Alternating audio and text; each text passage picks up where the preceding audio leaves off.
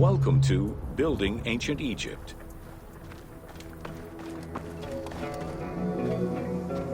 Constructed with bricks made of mud, most ancient Egyptian buildings were not permanent.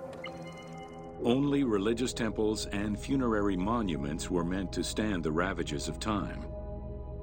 For these very important structures, Egyptians used limestone, sandstone, and harder materials, such as granite, quartzite, and travertine. These heavy stone blocks were so prized that they were often transported from quarries located hundreds of kilometers away.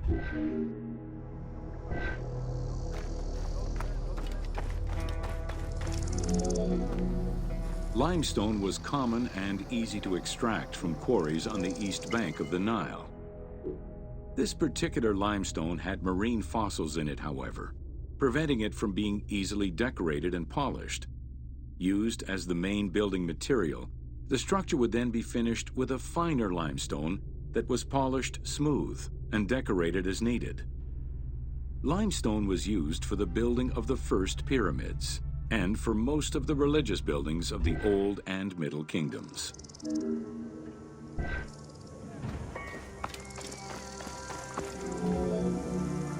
Ancient Egyptians preferred to use sedimentary rock beds or layers like sandstone and limestone because they were often easier to extract.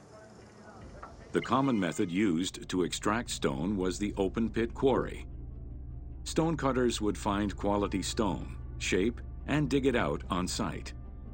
Open-pit quarries enabled many workers to work simultaneously on many blocks, which allowed for better productivity.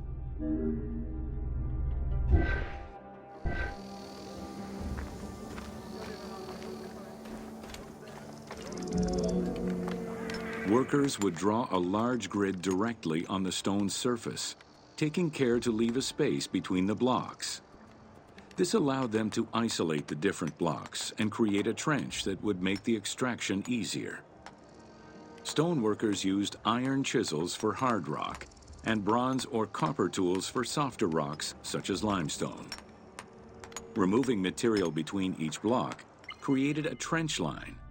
In some quarries, that trench was wide enough to accommodate a worker, who would then cut the block entirely on site. For harder rocks like granite, workers cut a series of holes and hammered wooden wedges into them.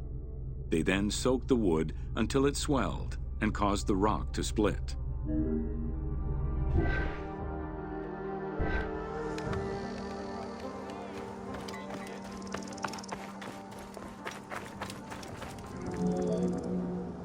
The gallery extraction technique was used when the desired rock was buried under layers of rubble.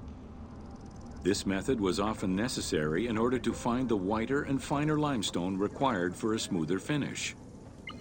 The first step was for the stoneworkers to create an access pit that would allow them to reach the desired wall of stone. Once a wall of quality stone was exposed, workers could then cut out smaller blocks. This pit required a descending platform. Designed like a stairway, it allowed them to free multiple galleries of blocks.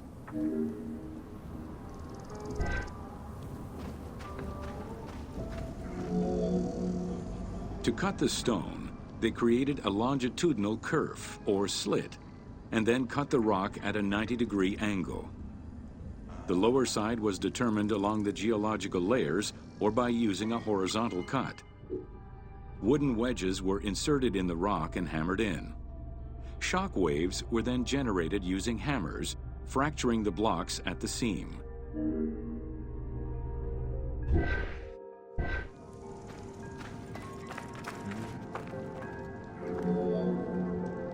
To maintain the stability of these mining pits over the course of quarrying, workers would leave support sections of unexcavated rock.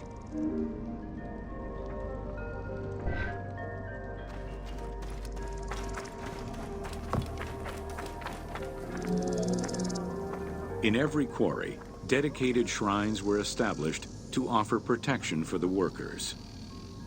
In particular, Serket, the scorpion goddess, was considered a very powerful deity among quarry workers. Every mine and quarry of ancient Egypt included a scorpion charmer who was said to use magical powers to ward off the dangerous insects and keep the workers safe.